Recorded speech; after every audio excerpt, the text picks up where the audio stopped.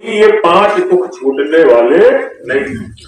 तो सुख का देश इसको कैसे कहा जाए? जब भाई 5 रोग पीछे लगे हैं तो प्रेमियों थोड़ा ध्यान दे करके सुनेंगे। सत्संग के लिए प्यास को बढ़ाना चाहिए। महात्मा कबीर साहब ने समझाया है अपनी भजन में, बड़ी प्यारी भजन है, यही से स्टार्ट कर रहे हैं कि सत्संग बिना जिया तरसे हो, सत्संग बिना जिया तरसे हो, सत्संग बिना जिया। यही सत्संग में लाभ बहुत है, यही सत्संग में लाभ बहुत है। तुरंत मिलावे गुरु से हो, सत्संग बिना जिया तरसे हो, सत्संग बिना जिया। मूर्ख जन को सार न जाने, तत्व ज्ञान इसमें मिलता है। वाइट एलिमेंटल सेंस कि मूर्ख जन को सार न जाने, और सत्संग में अमृत बरसे हो, सत्संग बिना जिया तरसे हो, सत्संग बिना जिया। शब्द सहीरा पटक हाथ से, वो शब्द नाम जिसका दान संत देते हैं, ऐसी वो दौलत है कि उस दौलत के सहारे, उस पूंजी के सहारे जब कमाई ये जीव करेगा तो ऐसे धन का वो कलेक्शन कर ले जाएगा, इकट्ठा कर ले जाएगा जो इस जीव के साथ जाने वाला है। और संसारी ये धन दौलत तो शरीर झूठी सबसे संबंध कट हो जाएगा प्रेमियों। तो उसको हीरा बताया। मीरा ने कहा पायो रे मैं तो नाम रतन धन पायो। वस्तु अमोलक, बड़ी अमोलक दौलत होती है। बड़े बड़े जो अरबपति खरबपति शंखपति अडानी अंबानी के पास चले जाओ और कहा दो हमको भाई नाम की दौलत चाहिए, क्या है आपके दुकान में? वो कहेगा ये पागल कहाँ से आ गया, लगता है कोई मेंटल है क्या है? ये कौन सी दौलत है? अरे उसको तो संत जानते हैं ना, वह कौन सी दौलत है? उसी दौलत से जीव का कल्याण बताया गया। उसमें इतना पावर है। कबीर साहब ने कहा जब ही नाम हृदय धरा भया पाप का नाश, और मानो जिंदगी आग की बड़ी पुरानी। हाँ, जो खराब कर्म है, पाप कर्म है, क्योंकि ये कलिकाल है प्रेमी, कर जुग कल जुग। इसमें कितना भी बचा करके आप चलोगे कुछ ना कुछ पाप तो हो ही जाएगा। साच बराबर तप नहीं, झूठ बराबर पाप, जाके हृदय साच है ताकि हृदय आप। द्वापर में भगवान श्री कृष्ण जब बहुत समझाए युधिष्ठिर महाराज को कि कह दो इतने की अश्वत्थामा मारा गया, युधिष्ठिर ने कहा इतना बड़ा पाप झूठ बोल करके मैं नहीं करूंगा। आखिर कितने दिन यहाँ का राजपाट, आगे तो जाना है, इस साल में बड़ी सजा मुझे मिलेगी, मैं झूठ नहीं बोलूंगा। फिर भगवान समझ गए युधिष्ठिर ने धर्मराज के अवतार, तो श्राप बसाए थे मृत्युलोक में, झूठ नहीं बोलेंगे। अश्वत्थामा नाम का एक हाथी था पांडवों की तरफ, भीम ने उसका वध कर दिया, भगवान कृष्ण का मार डालो, और कहा इतने कह दो कि अश्वत्थामा मरो नरो व कुंजरो, माने मानो, कुंजर माने हाथी, काम को मैं बना दूंगा। शंख बजा दिया, द्रोणाचार्य ये जो है द्रोणाचार्य महाराज सुन नहीं पाए कुंजरो शब्द को, उन्हीं के पुत्र थे अश्वत्थामा, एक ही पुत्र थे। और उसी समय धृष्टद्युम्न महाराज द्रौपदी के भाई थे, गला ही काट दिया। और इसका परिणाम जानते हैं, इतनी बड़ी झूठ का इतने केवल कहा था अश्वत्थामा मरो या कुंजरो। प्रमाण बनता है, शास्त्र में लिखा है कि यहाँ से 36 वर्ष तक राज किया इन लोगों ने, और यहाँ से जब जाने लगे पांचों तो द्रौपदी भी साथ में गई। द्रौपदी पहले गल गई, धीरे धीरे जो है नकुल सहदेव अर्जुन भीम, लेकिन युधिष्ठिर महाराज के पूरे शरीर में पहले कोढ़ हो गया। ये जान करके वो सम्राट के अवतार थे, फिर छोड़ बोल दिया इस दुनिया के लालच में पड़ करके, सारा शरीर एक एक अंग गल गल करके कट कट के गिरा है, तब इससे वो निकल पाए। ये प्रमाण ग्रंथों में आप खोजेंगे मिल जाएगा। और इस कलिकाल में कितना भी बचा करके भैया पहुंचे वाला है, तो बताओ वो गंदगी लगेगी कि नहीं लगेगी?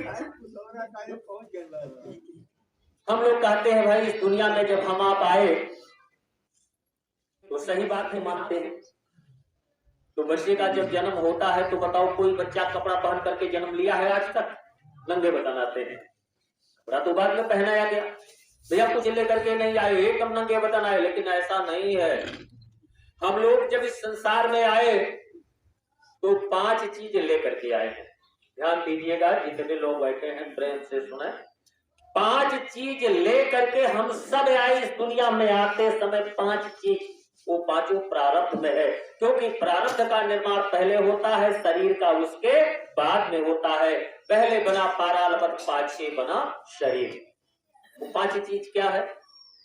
आयु कर्म चा वित्तम चा विद्या निधनम एव चा पंचतान ही सृज्यन्ते गर्भस्थ अस्सैव देहिना।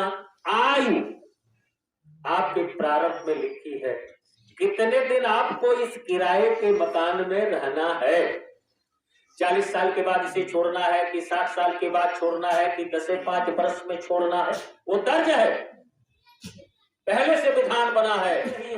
वही है सोई जो राम रची राखा, वो करी तर्क बढ़ावई शाखा।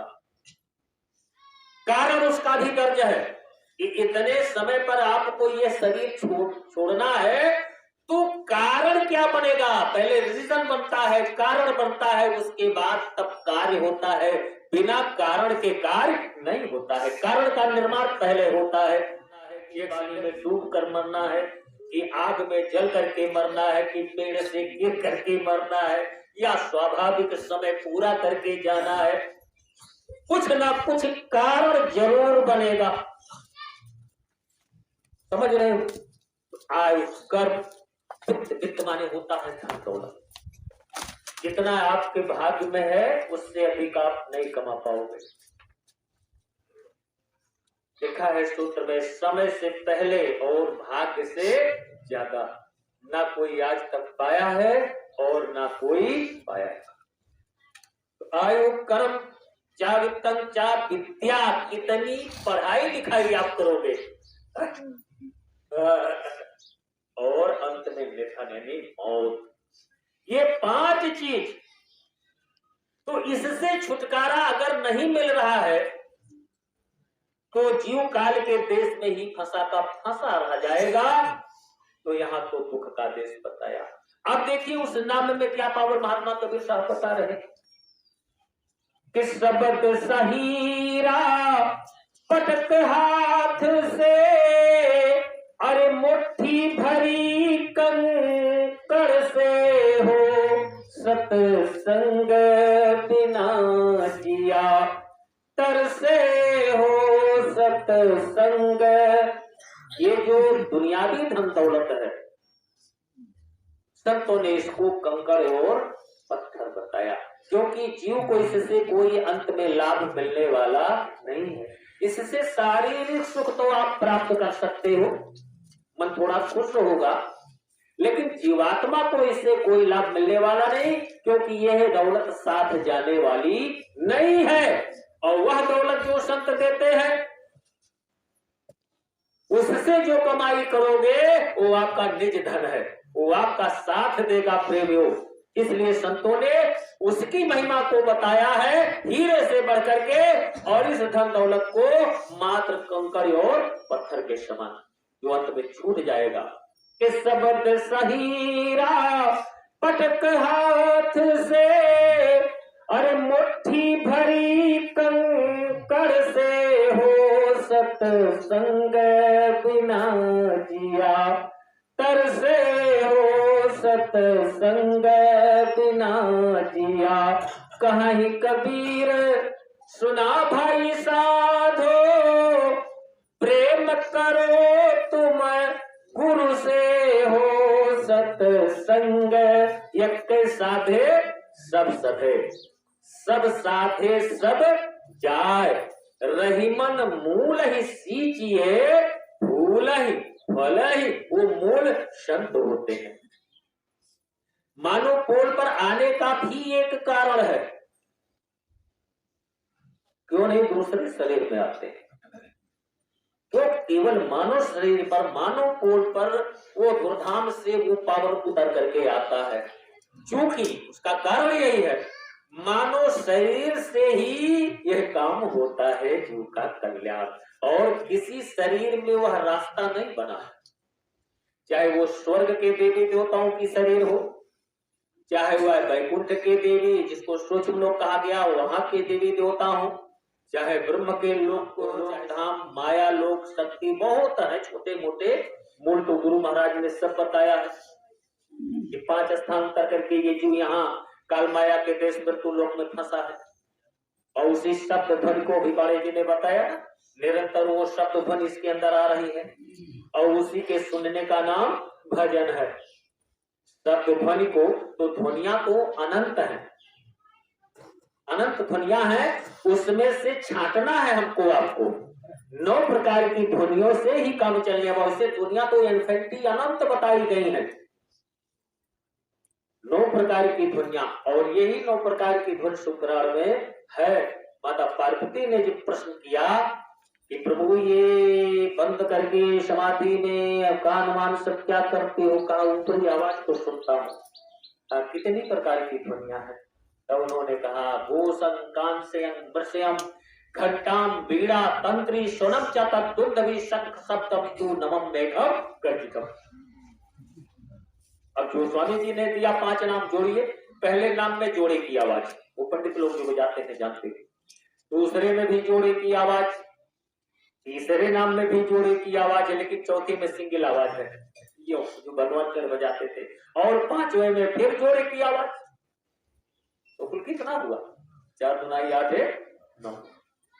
और निरंतर इस घट के अंदर बड़ी मीठी मीठी, रामायण में लिखा है उधर लंका कांड में, मधुर मधुर गरजे ही घन घोरा। वैसे आप पढ़ोगे तो चले जाओगे रावण के सतखंडा पर। यही शरीर राम है, नारायण है, और यही शरीर रावण लंका भी है। शील, क्षमा, संतोष, विरह, विवेक, शालीनता, नम्रता, सरसता, ईमान, अदब, रहम, अकल, अगर ये देवत्व गुण, दिव्य गुण प्रकट हो गए तो ये राम सेना, ये अखंड रामायण है। इसी में अखंड वाणी उतर रही है। ये 24 घंटा पर जो लोग गाते बजाते थे अखंड रामायण नहीं है। राम सेना माने मकान होता है, भगवान का घर ये है, देवालय है, मंदिर है, मस्जिद है, गिरजाघर, गुरुद्वारा है, इसमें वो अखंड रामायण शब्द ध्वनि उतर रही है। राम कथा जहाँ सुर सरी धारा, सरसई ब्रह्म प्रचार प्रसारा। अब इसका 2 अर्थ है, फिजिकल में भी समझ लो और स्पिरिचुअल में भी। कथा शब्द किस धातु से बना हुआ शब्द है?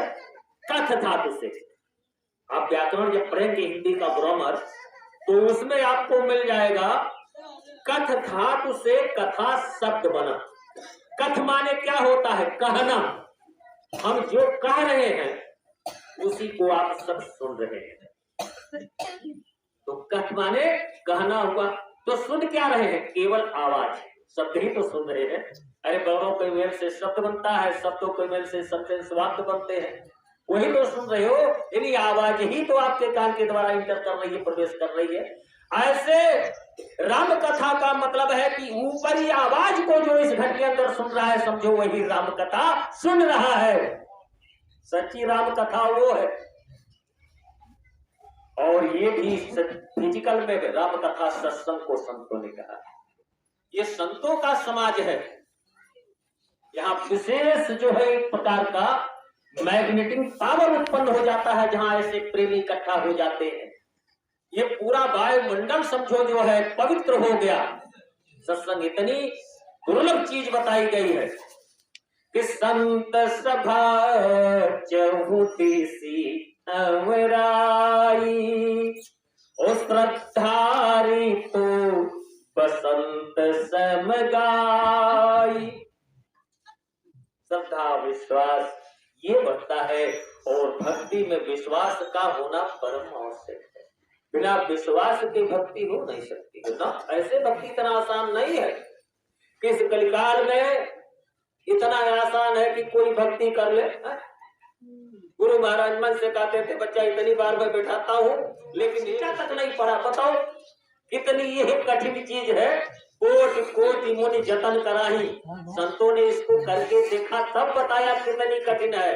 कोटि कोटि मुनि जतन कराही, अंत राम कही आवत नाहि। मनुष्याणाम सहस्रेषु कश्चित् सिद्धते।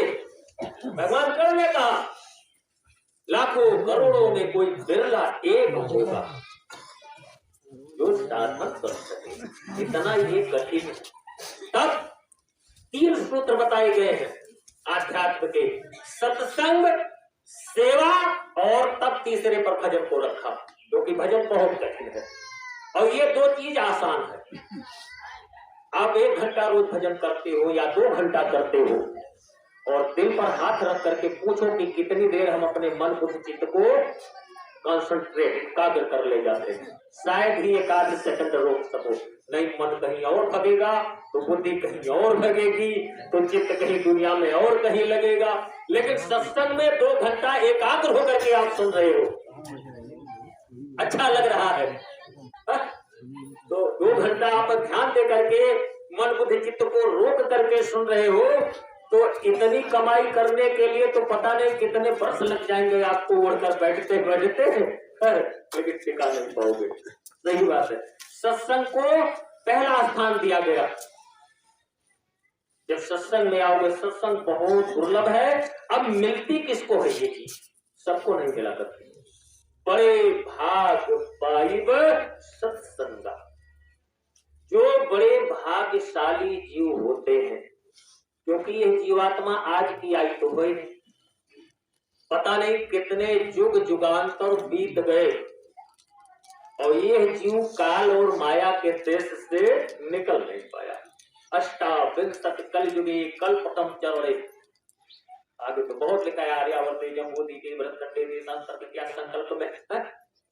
अष्टाविंशति का मतलब होता है 20 खन 8, 28वां कलयुग चल रहा है। सोचो। और इस कलिकाल की उम्र को भागवत में कितना लिखा है व्यास जी ने? 4,32,000 वर्ष। बहुत लंबा है। 4,32,000 वर्ष ये कलिकाल लंबा है। हर एक युग के 4 चरण होते हैं। 4 का भाग देने पर एक चरण कितना बनेगा? 1,08,000 वर्ष। अभी तो लगभग 5,500 वर्ष। अब 1,08,000 वर्ष जब एक चरण बन रहा है तो इतने समय में पता नहीं कितनी बार इस जीव का आना होगा और जाना होगा। आने का मतलब जन्म और जाने का मतलब मृत्यु या मरण। तो बहुत दिनों से यह जीव आ जा रहा है। बहुत बार हमको आपको ये बेशकीमती दुर्लभ शरीर भी मिली, लेकिन काम नहीं बन पाया, नहीं विचार भाव उठा, नहीं ऐसे संत के चरण शरण में लग पाए, नहीं कुछ कमाई कर पाए, बस दुनिया की तरफ नजर रही, पूंजी खत्म हो गई, खिंचाई हो गई। 84 का चक्कर। इसी काल के लाइफ साइकिल में 84 में ये जीव बहुत दिनों से उलझा हुआ पड़ा है। प्रेमी भाई बहनों, तो उन जन्मों में जो कुछ सत्कर्म हमने आपने किए और बीच में उसको स्पेंड नहीं किया, खर्च नहीं किया, कुछ बच गया और आते समय प्रारब्ध में उसको जोड़ दिया गया, तो वही शुभ कर्म भाग्य का रूप धारण करता है। और जब उस जीव का प्रारब्ध उस समय जग जाता है, जिस समय गांव में घर में सत्संग होता है, तब उसके मन में विचार भाव उठता है, आज हम दुनियावी काम पर ब्रेक लगा करके, रोक लगा करके 2 घंटे 2.5 घंटे का सत्संग सुनेंगे। भाग्य जब जगती है। इसीलिए गोस्वामी जी महाराज ने लिखा है, बड़े भाग पाइब सत्संगा। अब इस सत्संग का आगे लाभ लिख दिया कि जो मन बुद्धि चित्त को लगा करके ध्यान से श्रवण करेगा, अपने सच्चे काम के प्रति सजग और सचेत हो जाएगा, लग जाएगा, तो यह सत्संग उसको कितना बड़ा लाभ देगा। बिनय ही प्रयास, आगे लिख रहे हैं, बिनय ही प्रयास होई भव भंगा। वह भवसागर जिसको हमारे संतों ने बहुत ही अगम अथाह बताया है, उसको क्रॉस करना, पार करना आसान नहीं है, लेकिन संतों ने सत्संग का ऐसा प्रभाव बताया, बिना प्रयास सरल सहज रूप में वाजी उसको पार कर जाएगा। आगे फिर लिखा है, भक्ति स्वतंत्र सकल सुख खानी। समस्त सुख की खान किसको बताया गया? भक्ति को। अब भक्ति का निवास कहाँ होता है? भक्ति रहती कहाँ है? भक्ति का जो मूल निवास है वो महात्माओं का, संतों का चरण। संतों के चरण में भक्ति का वासा होता है। इसलिए बालकांड में लिखा, स्मरण भावम त्यजत अंते कलेवरम तम तमयपयति कमंते सदा तद्भाव भाविता। अर्थात वही है चाहे आशा संवासा। तो कहा, हे अर्जुन, ये साधक के लिए है पांचों, ये जो उच्च प्राण है बड़ी मदद करते हैं, धार को नीचे नहीं उतरने देते। फिर गीता में लिखा, उन्होंने अर्जुन को समझाया है, प्रियार काले मनसा चलेन भक्त्या युक्तो योग बलेन चयो भ्रूर मध्य भ्रुकुटी यः भ्रूर मध्य प्रारंभेश सम्यक सातं परम पुरुषम उपैति दिव्यम। रोक लेती है ये पांचों वायु और जीवात्मा शब्द डोर को पकड़ करके घर चली जाती है, क्योंकि तुरंत ही हाजिर नाजिर वहां मिल जाते हैं। जिस दिन हमको आपको नामदान मिला, बहुत बड़ा काम उस दिन गुरु महाराज ने किया। 28वां कलयुग चल रहा है और तब से हमारी आपकी डोरी किसके हाथ में थी? जीव की डोरी काल के हाथ में। लेकिन जैसे इन्होंने अपनाया, नामदान दिया, एक तो ऐसी पूंजी दिया, उसके सहारे परमार्थी धन का कलेक्शन ही नहीं, हम कमा ले जाएंगे हम आप। दूसरा, इधर नामदान दिया, उधर काल के हाथ से उस जीव की डोर को तुरंत अपने हाथ में लेकर के सीधे सचखंड में बांध देते हैं। डोरी तो उसी दिन निकल गई। केवल अपने सद्गुरु से सच्चा प्रेम करते रहो, काम आपका हो जाएगा। आदेश निर्देश का पालन करते रहो, थोड़ा चलते रहो, भजन भक्ति सत्संग में सेवा में लगे रहो, कमाई करते रहो, काम हो जाएगा। समाज को ये कर देंगे, सच्चा प्रेम करोगे, प्यार करोगे, तब ध्यान मूलम गुरु मूर्ति, पूजा मूलम गुरु पदम, मंत्र मूलम गुरु वाक्यम और मोक्ष मूलम गुरु। एक ही स्थान से सारा लाभ आपको मिल जाएगा, जिसके लिए श्रीमद् भागवत में लिखा है, यम लब्ध्वा च परम लाभम मन्यतेना अधिकम ततः। यम लब्ध्वा, जिसको प्राप्त कर लेने के बाद चा परम लाभम, जीव को परम लाभ मिल जाता है, अपने घर चला जाता है। वह लाभ एक जगह से आपको मिलने वाला है। मंत्री चला गया, बाबा जी बैठे हैं ध्यान की मुद्रा में, सोचा आप डिस्टर्ब ना करें, जब समाधि टूटेगी तब हम अपनी समस्या को रखेंगे। थोड़ी देर के बाद गुरु महाराज ने सोचा कब तक इसका इंतजार करावे, आंख खोल दिया। जैसे आंख खोला, अरे मंत्री जी कब से यहाँ आए हो? रोने लगा, चरणों पर गिर पड़ा, सरकार आधे घंटे से बैठा हूँ, आप ध्यान में थे इसलिए चुपचाप मैं बैठा रहा। तो कैसे आना हुआ? तो एक चीज मैं बता दूं, अपने सद्गुरु से झूठ नहीं बोलना चाहिए। अगर मान लो कोई गलती गुनाह हो भी जाए, बता दो सरकार आज मुझसे ये गुनाह हो गया, क्षमा कर देंगे। क्षमा तो तब नहीं होगा जब छुपाने की कोशिश करोगे। हाँ, तब नहीं क्षमा करेंगे कि मुझसे ये झूठ पर्दा कर रहा है। हनुमान जी महाराज ऐसे परम भक्त और थोड़ा सा कपट किया था, राम को नहीं पहचान पाए। कहाँ की घटना है, आपको ले चलते हैं शबरी माता के आश्रम से आगे पंपापुर की तरफ, क्योंकि माता शबरा ने कहा था राम जी से, पंपा सरहि जाव रघुराई और तह हुई है सुग्रीव मिताई। आगे जाइए, सुग्रीव से आपकी मित्रता होगी, सीता की खोज में वो मदद करेंगे, काम बन जाएगा। गए। वो तो एक संत थी, मतंग महाराज की शिष्या थी, 14 भक्ति उसके अंदर पूर्ण थी। सुग्रीव की नजर पड़ गई, क्योंकि ऊंचाई पर अगर आप रहेंगे तो बहुत दूर तक दिखाई पड़ता है, ऊंचाई पर बहुत दूर तक दिखाई पड़ता है। नजर पड़ी, सुग्रीव चौंक गए।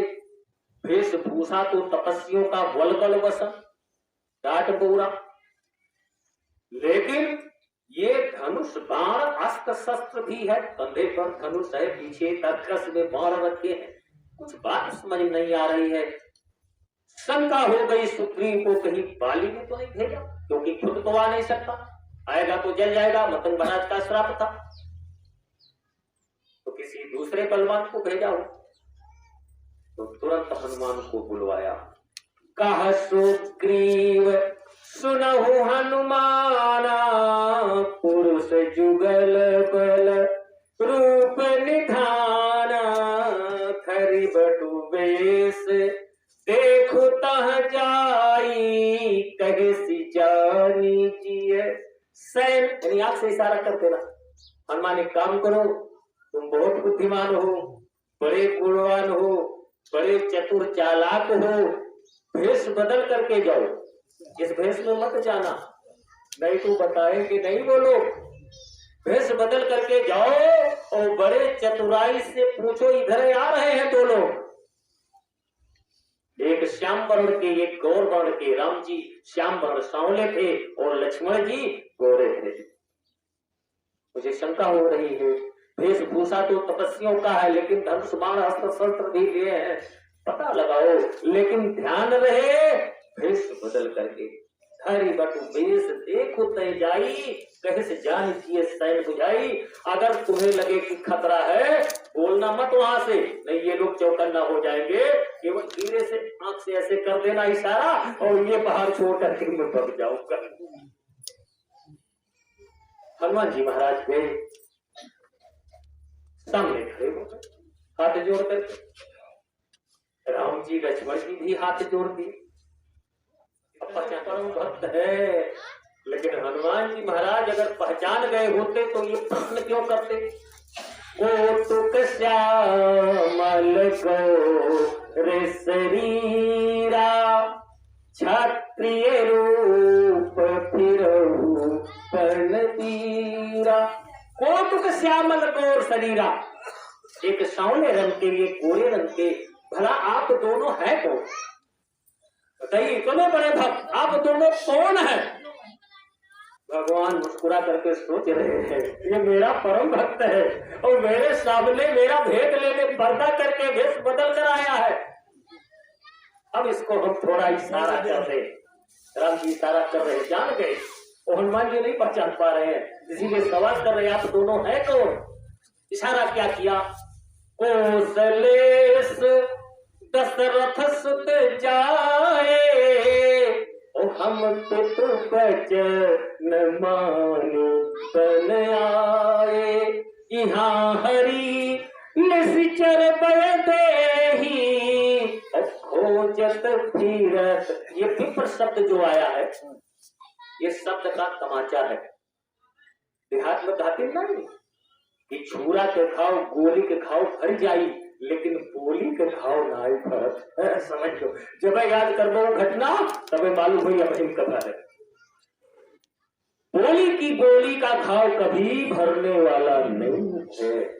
तो ये विप्र रूप क्या है? तमाचा है शब्द का कि हे विप्र रूप धारण करने वाले हनुमान जी, तुम इसीलिए हमें नहीं पहचान पा रहे हो ना, मेरे सामने तुम भेष बदल करके आए हो। और जैसे इतना कहा, हनुमान जी समझ गए ये तो हमारे प्रभु हैं। अब भगवान शंकर पार्वती जी को सुना रहे थे राम कथा।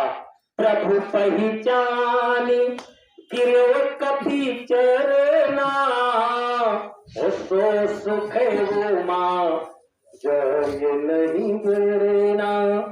पुण्य धीरज धरि असतुत कीना, हृदय हरसी कपिश जन चीन्हा। तो माया बस परो बुलाई, ताते मैंने प्रभु को जाना ही प्रभु मैं आपको पहचान नहीं पाया क्योंकि गलती मुझसे हो गई। मैं आपके सामने भेष यानी कपट भेष, और पहले ही राम ने कहा है निर्मल मन जन सो मोहि पावा मोहि कपट छल छिद्र ना पावा। यहाँ हनुमान जी कपट वेश धारण किए। इसलिए प्रेमी भाई बहनों, अगर कहीं गलती गुनाह हो जाए तो अपने गुरु से बता करके लेकिन ध्यान में गुरु का ये जो फिगर है अपने अंदर इसको उतार लो, बसा लो चित्त में, आंख बंद करो, गुरु का दर्शन आपको मिले। गलती कर रहे हो तुरंत बता दो, क्योंकि नाम दान दिया, काल के हाथ से डोरी लिया, सत्यलोक में बांधा और स्थान पर आ गए।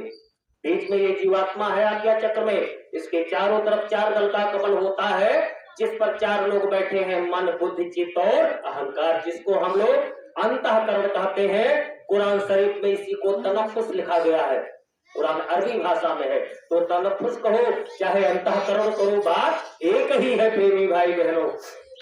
4 घेर करके ये काल के आदेश से यहाँ बैठे हैं कि यह जीव भजन भक्ति ना करे, बाकी चाहे जो अच्छा बुरा करे करने दो। बाएं तरफ काल को भी संतोष नहीं हुआ, 4 लोगों का पहरा लगाने के बाद भी काल निरंजन भगवान को संतोष नहीं हुआ। हो सकता है ये चारों धोखा कर जाए तो खुद आकर के बैठ गए। कबीर साहब ने भेद खोला, त्रिकुटी मध्य बसा निरंजन। त्रिकुटी स्थान है, सहस्त्रार इसी स्थान का नाम है, तीसरा तेल इसी स्थान का नाम है, छठा चक्र इसी स्थान का नाम है, आज्ञा चक्र इसी स्थान का नाम है, कुरान शरीफ में मुसलसी इसी स्थान का नाम है। तो लेफ्ट साइड में यानी बाएं तरफ काल पुरुष यहाँ बैठे हैं। यहाँ बैठ करके 2 काम करते हैं। एक तो 10वें दरवाजे को बंद कर दिया, ये 10वां दरवाजा ही खतरनाक है। अगर उसमें ये जीव प्रवेश कर गया तब कुछ नहीं मैं कर पाऊंगा, न मेरी माया रोक पाएगी, तब तो यह जीव अपने धाम सचखंड को चला जाएगा।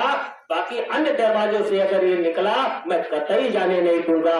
इसलिए उसने क्या किया, दरवाजे को बंद कर दिया, ब्लॉक कर दिया, वज्र कपाट लगा दिया। त्रिकुटी मध्य बसा निरंजन मोदा 10वां द्वारा, उकरे आगे मकर तारे निशब्द ध्वनि उतर रहा है इसके अंदर, पकड़ो उसको। उकरे आगे मकर तार है, चढ़ो संहार संहारा, टिकुली के पीछे बुंदा करेगा वहारा। ये ठीक है। और दायां स्थान ये तब तक रिक्त रहता है, खाली रहता है, जब तक यह जीव संत के चरण शरण में मत्था नहीं टेकता, जब तक अपने आप को इनके हवाले नहीं कर देता। जैसे इनके चरण में मत्था टेका तुरंत जो है, अब एक तो शरीरधारी इस रूप में और एक रूप उनका शब्द रूप बन करके इस स्थान पर विराजमान हो जाता है।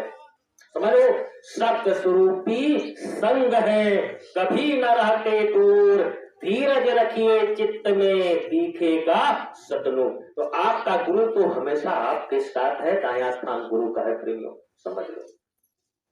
तो अब महात्मा जी ने पूछा मंत्री से, मंत्री जी कैसे आना हुआ? तो पहले तो उसने कहा सरकार आपके दर्शनों के लिए आया, रास्ते में कुटी दिखाई पड़ी, मुझे पता चल गया यहाँ कोई महात्मा जी रहते हैं, सोचा दर्शन कर ले। कहा सच्ची बात बता, तू झूठ बोल रहा है,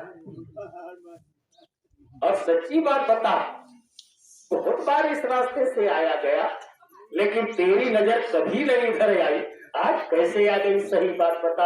अब रोने लगा, महाराज क्षमा करे, बस एक रात का समय है हमारे पास, सवेरा होगा, राजा का दरबार लगेगा, मेरी गर्दन काटी जाएगी, मैं मारा जाऊंगा। बात क्या है? कहा राजा ने 3 प्रश्न पूछ लिया हमसे। कहा क्यों पूछ लिया? कहा सरकार पूरी बात बता देते हैं, मेरे अंदर थोड़ा लालच आ गया, मैंने पूरी घटना बता दिया कि इस तरह से जो है आधा राज की मांग किया, लालच आ गया। तो राजा को क्रोध आया, कागज को तैयार कराया, पर हाथ तलवार पर गई, बहुत गिड़गिड़ाया, तो 3 सवाल पूछ लिया, 3 दिन का समय दिया। कहा तो जवाब मिला? कहा नहीं सरकार, 3 में से 1 का भी जवाब मुझे नहीं मिल पाया, इसीलिए मैं आपके पास आया हूँ। अब आप ही मेरी रक्षा, आप ही मेरी हिफाजत कर सकते हैं, मैं आपके शरण में आ गया हूँ। तो शरणागति का बहुत बड़ा महात्मा बताया गया है। पहला प्रमाण मैं मानस का दे रहा हूँ, शरणागति के लिए क्या गोस्वामी जी महाराज ने लिखा है। और एक भेद आपको और बताना हम चाहेंगे। हमारे परम पूज्य स्वामी जी महाराज इस मानव शरीर में 3 बार एक ही नाम से आए। पहली बार जब आए बांदा जिले में, समझ रहे हो, आत्माराम दुबे महाराज के घर में, तब आगे चल के ये रामायण की रचना किया। पहले तो खट रामायण लिखा, वो गायब हो गई, दोबारा तब ये रामचरितमानस लिखा। सारी बात जो है, सच्ची बात कहानी के माध्यम से इसमें छिपा दिया है। और गोस्वामी जी ने बालकांड में लिखा है, हरित भूम तिन संकुल सूझ परे नहीं पंथ, और जिम पाखंड विवाद से लुप्त कीन सतग्रंथ। वो घट रामायण इसके अंदर भरा है, लेकिन मेरी रामायण को समझना इतना आसान नहीं है। मेरी रामायण को समझने के लिए एक जगह हुए तत्वदर्शी महात्मा से मिलना पड़ेगा, उनके चरणों में मत्था टेकना पड़ेगा, उनको साथी बनाना पड़ेगा, तब कुछ समझ पाओगे। पूरे विश्वास के साथ, मतलब कचाई ना रहे मन में, जे श्रद्धा संबल रहित, मानस ये कह रही है, जे श्रद्धा संबल रहित नहीं संतन कर साथ, तिनका मानस आगम अति। अति क्या है? क्रिया विशेषण है, विशेष जोर दे करके लिख रहे हैं कि मानस को समझना इतना आसान नहीं है। ढोल मजीरा पर गाते रहो, पीटते रहो, समझ कुछ नहीं पाओगे। जे श्रद्धा संबल